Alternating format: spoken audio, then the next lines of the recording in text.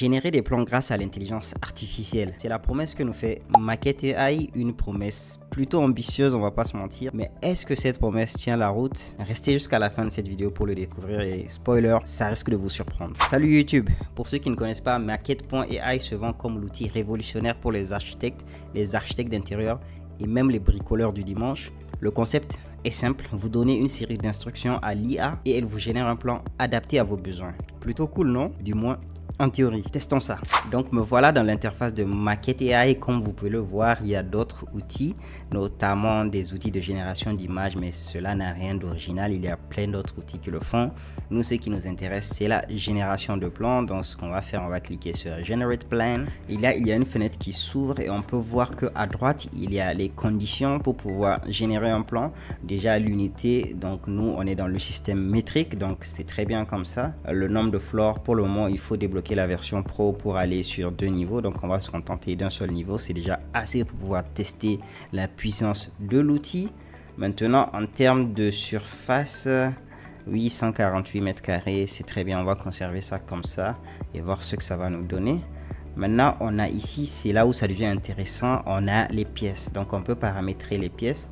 Donc on a bedroom qui est la chambre, on va lui demander de nous faire 3 chambres. En termes de bathroom, on va lui dire que bon, au moins deux toilettes, on va voir comment est-ce qu'il s'y prend. Oui, on veut bien une cuisine, on va ajouter peut-être une living room, voilà, c'est parfait, il y a un séjour.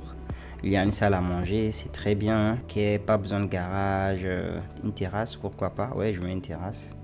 Et maintenant, il nous dit que oh, on a excédé la surface nécessaire pour pouvoir faire tout ça. Donc, ce qu'on va faire, on va augmenter la surface. On va aller à 182 comme il nous le suggère. Ok, donc je résume.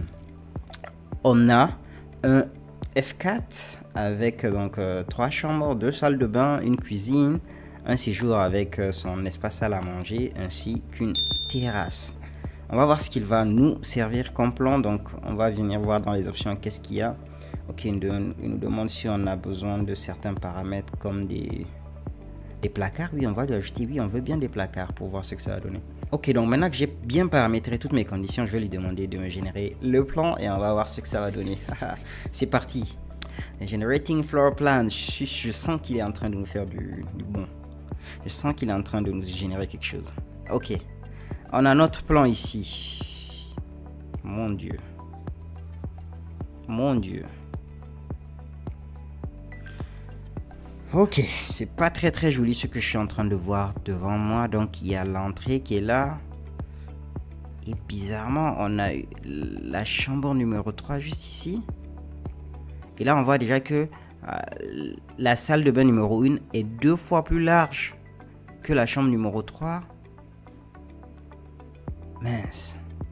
Franchement, c'est catastrophique. Là, je vois qu'il a mis une bedroom de 6,4 x 6,4. Il n'y a rien qui va.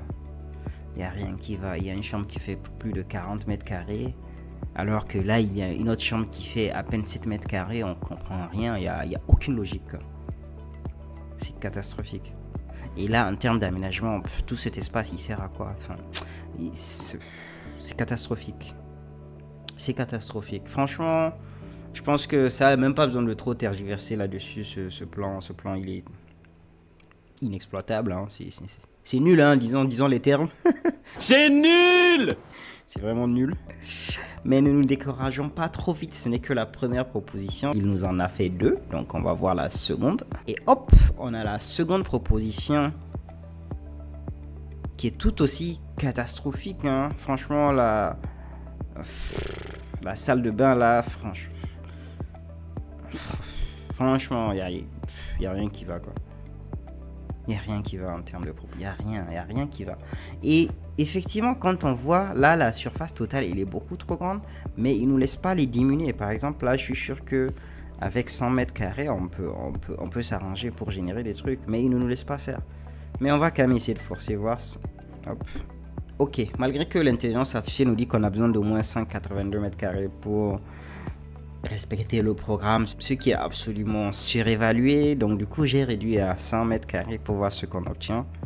Et même là, en vrai, c'est un peu trop quoi. Mais bon, franchement, il n'y a rien qui va. Je suis désolé, il n'y a rien qui va. On a notre entrée ici. Et là, on passe devant la cuisine. Là, on est dans la dining room, donc l'espace salle à manger. Il y a l'espace séjour ici. Et là, franchement, il y a... En fait, il fait des lacunes assez évidentes. Par exemple, il ne sait pas dimensionner les salles de bain. Il ne sait pas comment dimensionner les différentes pièces. Il ne sait pas comment agencer les espaces. Donc, honnêtement, je ne sais pas. Enfin, je suis sûr que générer au hasard des plans aurait donné plus ou moins les mêmes résultats parce qu'il n'y a pas de réelle cohérence dans le plan. Il essaie de respecter le programme tant bien que mal, mais c'est tout quoi. Il n'y a vraiment aucune cohérence dans les propositions. On va voir la deuxième proposition, ce que ça nous donne.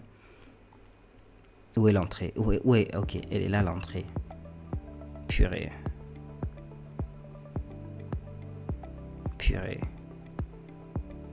Il n'y a rien qui va. Par exemple, là, comment est-ce qu'on accède à cet espace-là pour la chambre numéro 3? Comment on fait pour accéder à la chambre numéro 3? Il n'y a pas d'accès. Il n'y a pas d'accès. Oh. Non, franchement, je vous cache pas, je suis très déçu là. Je suis extrêmement déçu par les plans que nous propose cette intelligence artificielle. Peut-être qu'on lui en demande un peu trop. On va lui demander un petit F de tout ce qu'il y a de plus simple. Et on espère que l'IA ne va pas nous décevoir sur un projet aussi basique. Donc on revient juste ici, hop, je réduis. Et là on va lui demander un petit espace, hein. À peine, honnêtement tu te débrouilles, tu nous les mets dans 40 mètres carrés quoi, ça va. Et on génère, voir ce que ça me donne. Non, non, come on. En fait c'est ça le truc, il ne respecte pas vraiment le... En fait là, par exemple pour un petit studio là, il dit qu'il faut minimum 125 mètres carrés. Du coup, quand j'essaie de lui imposer une petite surface, par exemple 40 mètres carrés, ce qui est déjà très généreux, il nous fait quand même des pièces de 40, enfin une chambre étudiante de 40 mètres carrés. Donc, il ne respecte absolument pas les contraintes. Les plans n'ont absolument aucun sens. C'est catastrophique. Franchement, j'ai même pas envie de tester davantage. On va quand même voir la deuxième proposition avant de clore la vidéo. C'est catastrophique, on va s'arrêter là. Ok, le verdict, je pense qu'il n'y a pas de surprise, hein. L'outil, ça part d'une bonne idée certes, mais Maquette AI est très loin d'être un outil utilisable par des professionnels. Les plans manquent de logique, les propositions sont souvent absurdes et il commet des erreurs que même un étudiant de première année d'architecture ne commettrait pas. Ça saute aux yeux, l'outil n'est tout simplement pas prêt. Et le comble, c'est que je l'avais testé à quelques mois de sa sortie, il y a plus d'1 an maintenant, et il souffre des mêmes lacunes qu'aujourd'hui. Donc ça montre que les choses n'ont pas vraiment changé. Pour le moment, les intelligences artificielles ne peuvent pas générer des plans. Et ce qui est dommage, c'est qu'il y a des créateurs de contenu sur YouTube qui parlent d'IA qui réalisent des plans et ils citent des logiciels comme Maquette AI.